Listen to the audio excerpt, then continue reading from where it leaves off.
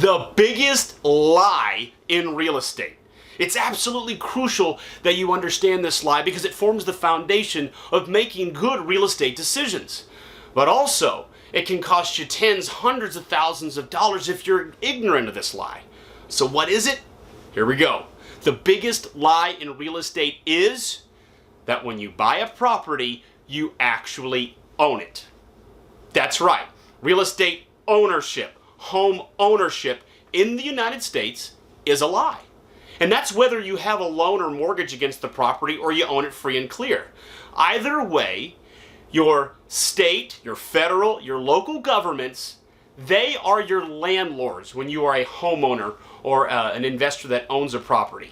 Don't believe me? Think this is some politically charged or conspiracy theory rant? Well, you decide for yourself here in a moment on several aspects of real estate ownership, whether you're an owner or a tenant. And if you're already convinced of this fact, and you don't need to go through all that, you can skip ahead to the part of the video where I talk about the 4 major decisions of real estate and how those are impacted by understanding this very important lie. Property taxes. If you don't pay your property taxes, what happens? The government takes the property back and they evict you. Notice that they use the phrase take it back as if it was theirs to begin with. And then they evict you. Does that sound like you're an owner or a tenant? Tax increases. As your property value goes up over time, so too does your property taxes, aka your rent. And if you add any improvements that improve the value of the property, they increase your taxes or your rent as well. What does that sound like? An owner or a tenant? Permits. Almost any improvement, almost any repair you can make to your property requires you applying for, getting approved, and paying the fees associated with permits. You must have government approval to do almost anything with the property. Does that sound like you're an owner or a tenant? Licensed contractors. So almost any work that you want to have done, any improvements, whereby you've pulled a permit, you have to get a special type of person to do the work. It can't just be anyone off the street. They have to have a license, and that license is issued through the government. In fact, in many cases, you can't even do the work yourself. After the most recent hurricane, a Florida homeowner repaired his own roof and has been fined thousands of dollars by the local government for not using one of their licensees. Now, if you have to go by only their set of contractors or repair people, does that sound like you're an owner or a tenant? Maintenance. You got to keep the lawn mowed. You have to keep those trees trimmed. If not, you may get a fine. In fact, a recent study shows that many local governments have a huge profit center from charging homeowners for not cutting their lawns. They're fining them and then adding interest and penalties to those fines. In an extreme case, a former Florida homeowner just got slapped with an over $100,000 lawsuit against her personally from the city of Dunedin, Florida. Here's how it happened. About 10 years ago, she thought she was foreclosed upon. She moved to Georgia. Well, through some circumstances, the foreclosure paperwork never finalized. And for 10 years, she remained the owner and didn't realize it. And so she never got the mail. And what ended up happening was the city of Dunedin just kept stacking on more and more fines for not doing the maintenance, not cutting her lawn. She was in a little subdivision. It's not like there's anything else that was going on in the property.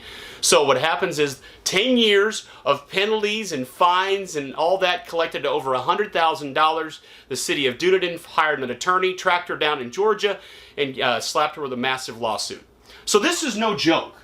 None of these things are jokes.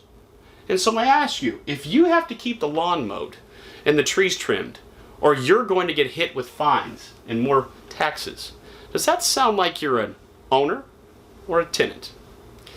I could go on. There are a lot more examples, by the way, but I think you get the idea. So there you have it. The biggest lie in real estate is that we don't own property, we rent it from the government. And in some cases, the government can be a tough landlord. So you may be saying, wow, thanks, Phil. Try to watch your videos to be inspired. If I wanted to be depressed, I'd just turn on the news. Well, I'm not putting this video together to deflate your enthusiasm about real estate. Look, I've made a fortune from real estate, and that's what I preach and I teach. But you need to understand this lie because it helps form a foundation of good decision making. There are 4 major decisions of real estate that when you do them correctly can make all the difference for you and your success, either as a homeowner or as a real estate investor. And let's dive into those right now.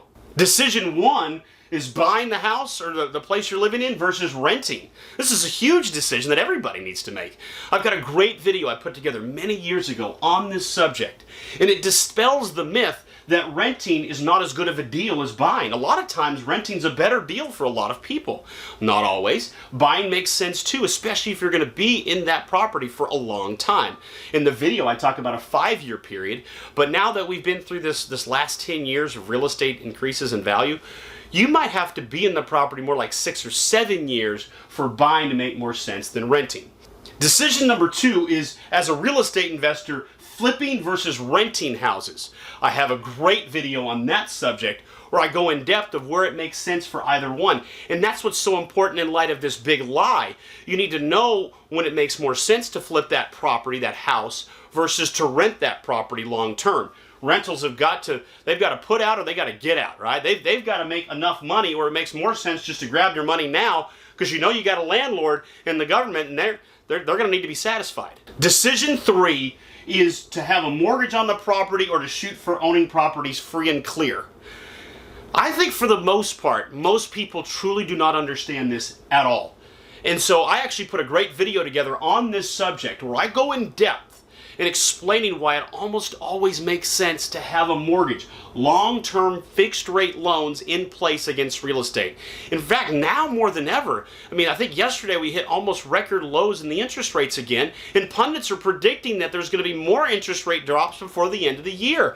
It is so cheap to borrow money against real estate, and the amount of money you can earn from that money is so much higher. The returns almost any rational person can produce is much higher than the cost of the debt. So it's economically irresponsible to shoot for owning real estate free and clear, especially in light of the fact that you know that you're still a tenant, that ultimately you own it free and clear, but you don't own it because the government does, and they can still tax you, and they can still take the property from you, even if you own it free and clear.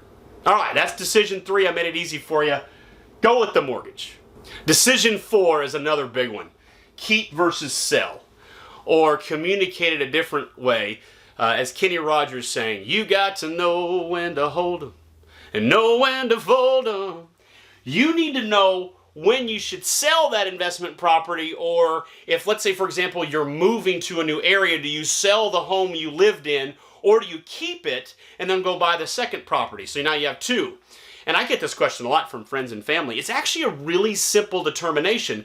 I go in depth on the concept in this video, the millionaire misunderstanding, but I can explain it real quick here, and I call it return on equity. So return on equity meaning whatever equity you have in the house or the investment property, you have to look at how much cash is being brought in with that equity. And if you have very little cash flow, you may either want to refinance or sell that property, take that equity, put it into a property that returns a lot higher. Because remember, you have a landlord, right? It's the government. And so that property needs to be high performing. It needs to be producing enough results that it's worth for your equity to be stuck into it. So that's what we mean by keep versus sell. These 4 decisions, when you make these correctly, it can have a huge impact on your success. And you can see now why understanding the biggest lie in real estate makes such an impact on these decisions. The most successful real estate professionals, they follow the government rules and they still make a fortune. And if you want to learn exactly how to do that, my best-selling book, How to Be a Real Estate Investor, I give away for free on these videos. Get you a copy right there if you don't already have it. And I'm Phil Pustiowski, by the way, with freedommentor.com. If you have any questions or comments about what I've shared here, put them down below. And even though I've got over, I think it's like 70 million views on this channel, I still take the time to answer your stuff. So feel free to comment down below. And I also want to encourage you, check out the video, The Millionaire Misunderstanding. One of my favorite videos I've ever created. I'm surprised by how few views are on there because I share with you in depth the vision of return on equity and how big of an impact that can make on your decision-making process. All right, thanks so much for watching this video. I'll see you on the next one.